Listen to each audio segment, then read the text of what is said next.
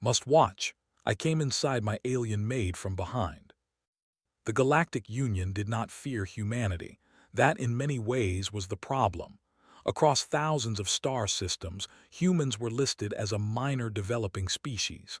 They had no psychic gifts, no natural armor, no long lifespans. Their ships were slow, their weapons crude, and their worlds fragile. Compared to the great empires of the galaxy, humanity looked small and loud and easy to control. But the Union had learned long ago that small did not always mean safe. That was why Observation Protocol 17 existed. Kureth stood inside the briefing chamber, her posture perfect, her 4 eyes fixed on the floating display. Her species, the Viral, were known for their intelligence and emotional control. They served the Union as analysts, spies, and observers. They did not fight wars. They ended them before they started. "This is your assignment," the overseer said calmly. The display shifted, showing a single human habitat on the edge of a quiet system. "A domestic placement?" Kureth asked. Her tone was polite but surprised. "Yes," the overseer replied.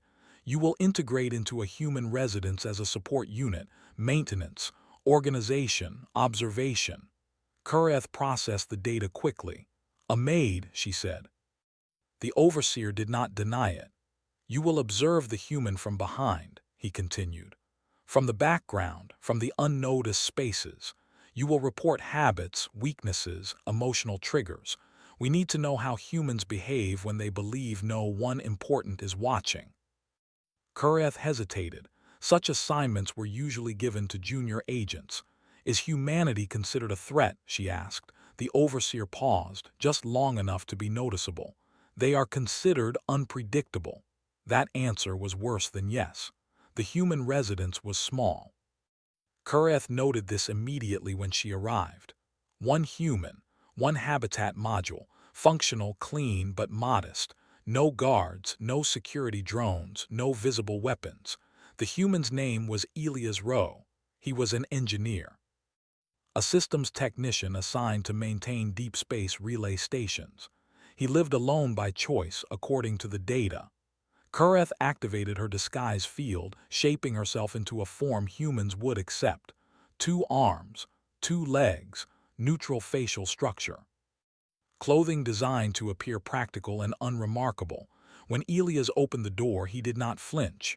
"Oh," he said, "you must be the support unit." "Yes," Kureth replied smoothly. "I am assigned to assist with domestic and technical tasks." Elias nodded. "Good. The place isn't fancy, but the recycler jams sometimes, and the coffee machine is stubborn." Kureth blinked. "Coffee machine." He stepped aside, letting her enter. "Make yourself comfortable," he added. "Well, as comfortable as a job allows. No suspicion, no fear. No dominance display, just acceptance." Kureth made a note. Her first days were quiet, too quiet. Elias woke at the same time each day.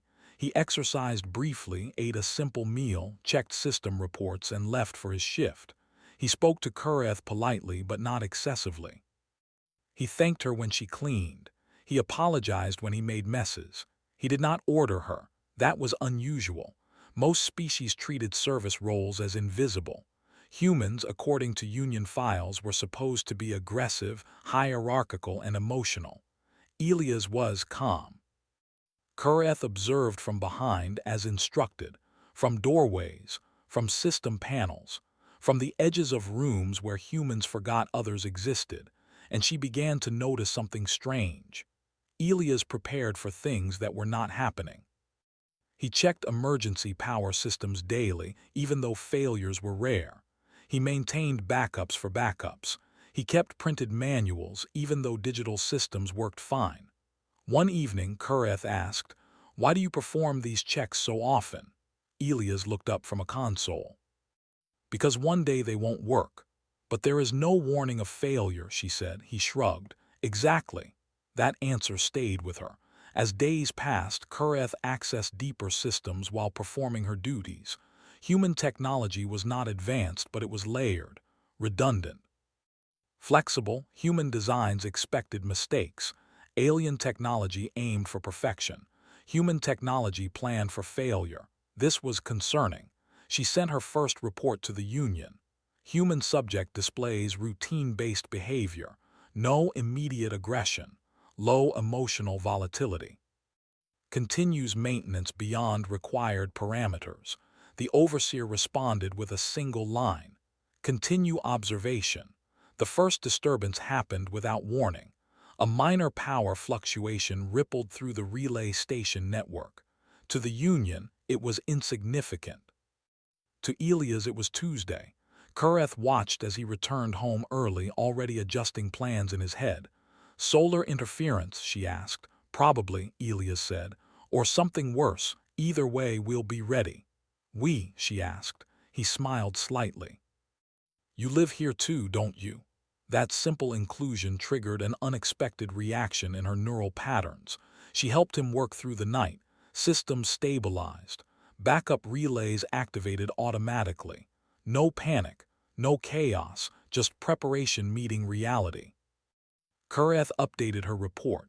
Human response to crisis. Controlled, cooperative, adaptive. No reliance on central command. The overseer's reply came slower this time. Explain. Kureth began watching more closely. She observed Elias when he thought no one was paying attention. When machines failed, when messages from distant colonies arrived late or not at all. Humans, she realized, did not trust systems blindly. They trusted process. Elias spoke to machines like partners.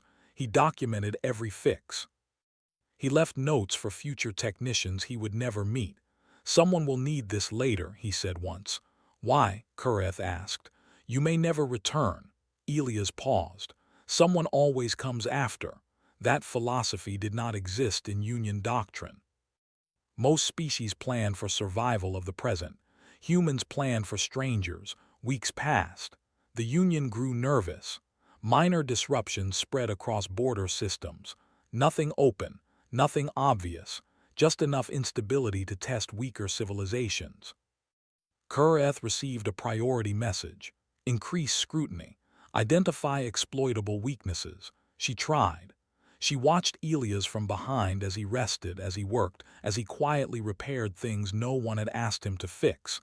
She found no exploitable fear, only patience. She hesitated before sending her next report. Human subject shows long-term thinking beyond individual lifespan. Cultural trait may extend across species. The reply was immediate. That is not possible. Kureth stared at the message.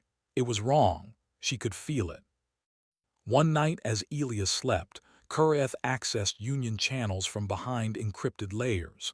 Something was coming. She did not yet know what. But humanity, she realized, would not be caught unaware.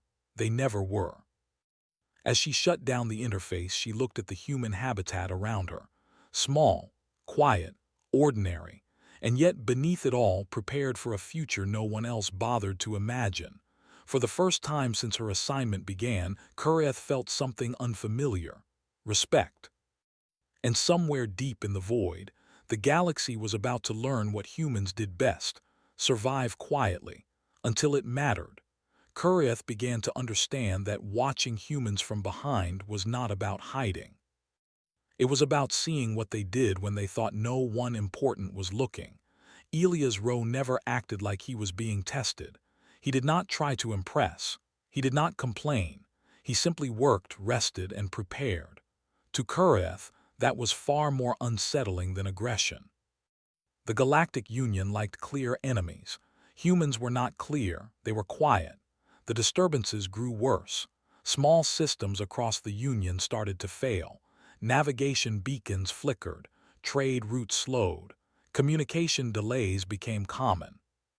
None of it was enough to cause panic, but it created tension. Kureth received daily requests for updates now.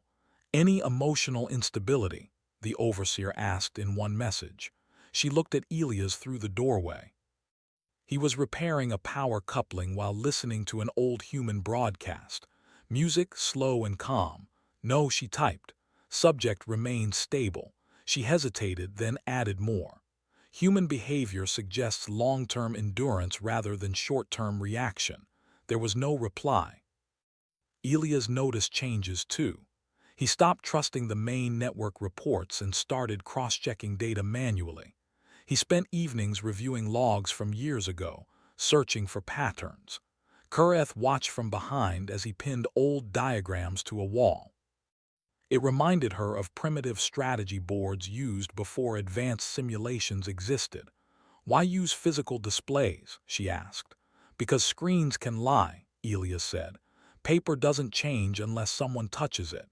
That answer bothered her more than she liked. One night, a relay station went completely dark. The Union classified it as a minor loss. Elias did not. He activated emergency protocols without waiting for orders. Backup signals launched automatically. He sent coded messages to nearby human engineers. Kureth watched in silence. "Why are you doing this?" she finally asked. "Command has not issued instructions." Elias tightened a bolt and wiped his hands. "If we wait for permission, it's already too late." "Too late for what?" He met her eyes. "For people we'll never see." That was when Kureth understood something important. Humans did not wait for authority to care. Kureth began adjusting her reports. At first it was small. She softened words, removed emphasis, changed pattern to coincidence. She told herself it was for accuracy. The truth was more complex. The Union did not want humans to be competent. It wanted them simple. And humans were not simple. The disruption spread into human-controlled space. Still, there was no panic. Human networks rerouted traffic without announcements. Old satellites reactivated. Emergency crews rotated in silence. From the outside, it looked like nothing was happening. From behind the scenes, it was constant motion. Kureth watched Elias coordinate with others across distances measured in light years. There was no central leader, no grand speech, just quiet cooperation. "This is inefficient," she said once. "Why not centralize control?" Elias smiled slightly. "Because centers fall." That sentence echoed in her mind. The Galactic Union finally issued a classified alert. "Possible hostile probing by unknown faction. Prepare defensive observation." Kureth stared at the message. Unknown faction was a lie. She accessed deeper layers and saw the truth. One of the Union's rival powers was testing borders. They were measuring response times. Looking for weakness, and humans were in the way, disposable, the files suggested. Kureth felt something tighten in her chest. Elias felt it too. He stopped sleeping normally, not from fear but from focus. He prepared emergency shelters, checked supply chains, updated evacuation routes that no one asked him to update.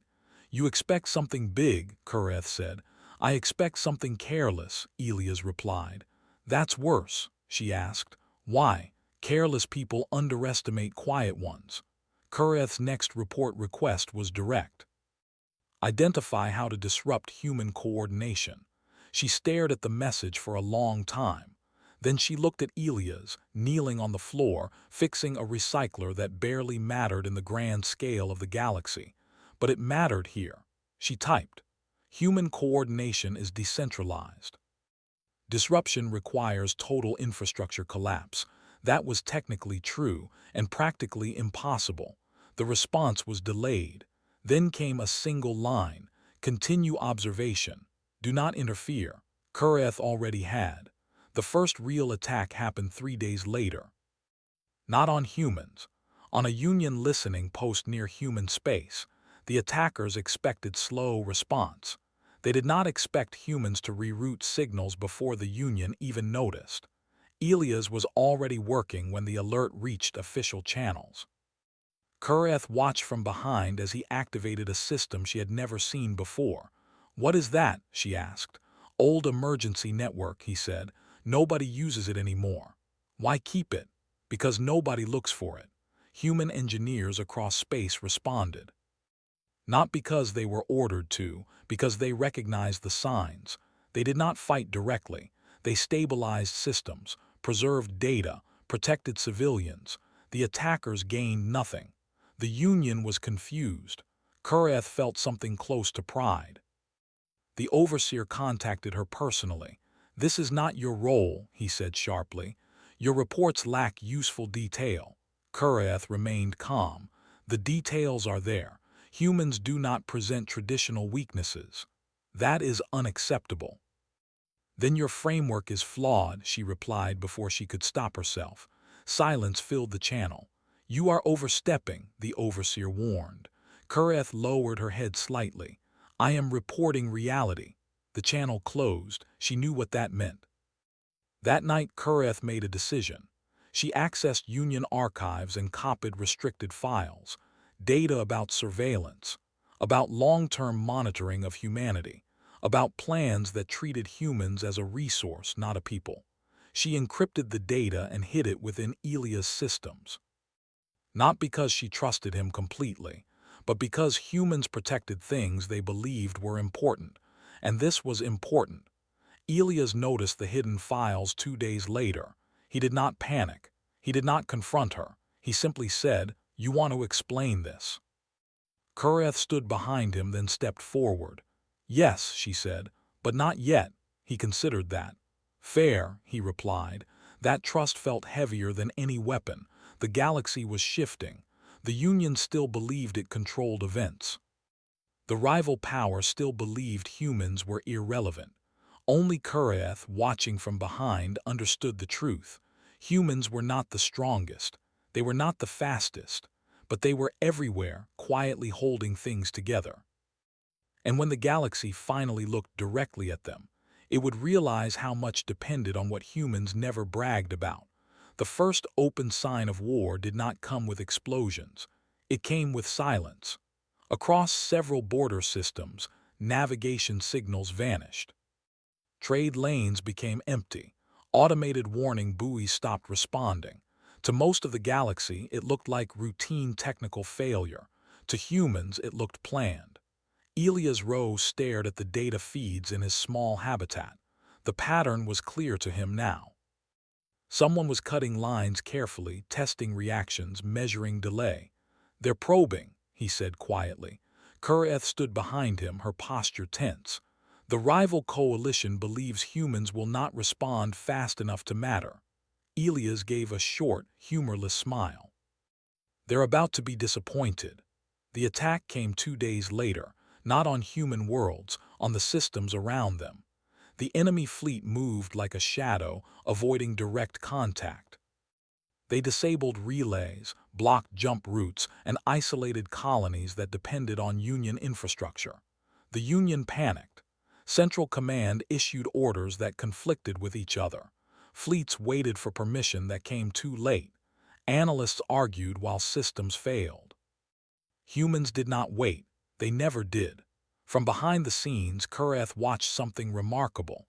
Human emergency networks activated quietly. Old codes lit up across space.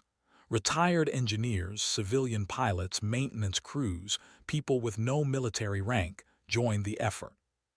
No speeches, no banners, just action. Elias became one node among thousands. He sent short messages, simple instructions, clear priorities: protect life, preserve data, keep paths open. Kureth observed how human coordination worked without command. Each person understood the goal and adapted locally. "This should not function," she whispered. "It does," Elias replied, "because it has to." The enemy fleet expected fear. Instead, they found resistance made of inconvenience. Every system they disabled rerouted traffic elsewhere. Every signal they blocked appeared again through older, forgotten channels. Human ships avoided confrontation but refused to disappear. They were not fighting to win battles. They were fighting to endure. That confused the enemy more than weapons ever could. The Union finally realized something was wrong. Human-controlled zones were still operating. Civilian evacuation succeeded. Information flowed. The overseer reviewed reports with growing unease. "How?" he demanded. "They have no centralized defense." "That is the defense," one analyst replied quietly. Kureth received a direct summons: return to Union space. Immediately, she looked at the message for a long time, then she deleted it. Elias noticed her tension. "They're calling you back," he said. "Yes," Kureth replied. "You going?" She hesitated. "I was sent to observe humanity," she said slowly, "to report weaknesses." "And?" Elias asked. She met his eyes. "You don't collapse when pressed. You adapt," he nodded. "That's not special. That's survival. For us," she said, "it is revolutionary." The enemy made a mistake. Frustrated by human persistence, they launched a direct strike against a human relay hub, not a military target, a civilian support station. They believed it would force surrender. Instead, it united humanity. Human response was still calm, still quiet, but now it was firm. Human ships did not attack recklessly. They positioned themselves to block, delay, and protect evacuation routes. They used terrain, gravity wells, and old mining drones repurposed into shields. Kureth watched as the enemy advance slowed to nothing, not destroyed, stopped, held. The Union arrived late. Their fleets took command of a situation already stabilized by humans. Union officials spoke of leadership and authority. Humans ignored them and kept working. That silence said more than any argument. Kureth accessed Union channels one final time. She broadcast everything: surveillance records, manipulation plans, centuries of quiet observation and underestimation. She sent it to human networks, civilian archives, and neutral systems. She did not frame it as accusation. She framed it as truth. Then she waited. The reaction was not violent. It was worse for the Union. Human representatives requested explanation, publicly, calmly, with evidence. Union allies began asking questions. Trust cracked. Elias watched the political storm from his console. "You know they'll call you a traitor," he said to Kureth. She nodded. "They already have." Regret it? She thought of the quiet strength she had seen, the preparation, the care for strangers yet unborn. "No," she said, "I regret not seeing it sooner." The enemy fleet withdrew, not defeated, but unable to continue. Their models had failed. They had planned for fear, chaos, collapse. They had not planned for humans. The Union issued a statement praising cooperation. Humans did not respond. They returned to work, restored systems, rebuilt routes, mourned losses quietly, prepared again. Kureth stood in the habitat doorway once more behind the scenes. Her disguise was no longer necessary. Elias knew who she was. Others would soon know too. "What happens now?" she asked. Elias looked out at the stars. "Now," he said, "now we keep going." "For the galaxy?" she asked. "For whoever comes after," he replied. The galaxy had looked away from humanity for too long. When it finally looked back, it saw something it did not understand. A species that did not need dominance to matter. That did not need permission to act. That did not need praise to endure. From behind the scenes, Kureth understood the truth at last. Humanity was not loud. Humanity was essential. And the final part of the story had yet to be written. The galaxy did not change in one loud moment. It changed quietly. Just like humanity always did. After the failed advance and the public release of the Union's hidden records, power across known space shifted. Not through war, not through conquest, but through questions no one could ignore anymore. Why had humanity been watched for centuries? Why had their systems been tested but never supported? Why had they been labeled minor while quietly holding entire regions together? The Union had no good answers. Kureth stood before the Galactic Council, no longer hidden, no longer observing from behind. Her real form was visible now, calm and steady under the light of thousands of eyes. "You accuse the Union of manipulation," one council member said. "I present evidence," Kureth replied simply. Screens filled the chamber. Surveillance logs, behavioral studies. Strategic plans that described humanity as a stabilizing buffer, useful, expendable, replaceable. Murmurs spread. Human representatives did not shout. They did not threaten. They waited. Elias Rowe watched the broadcast from his habitat. hands resting on a console he had repaired more times than he could count. He did not feel anger. He felt tired, not because of the betrayal, but because none of it surprised him. "They studied us," one human delegate said calmly, "and still didn't understand us." That sentence echoed across the chamber. The council demanded a response from the Union overseers. The overseer who once commanded Kuraeth stepped forward.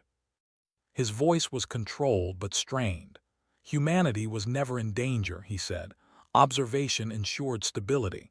"Stability for whom?" a neutral species asked. The overseer had no answer.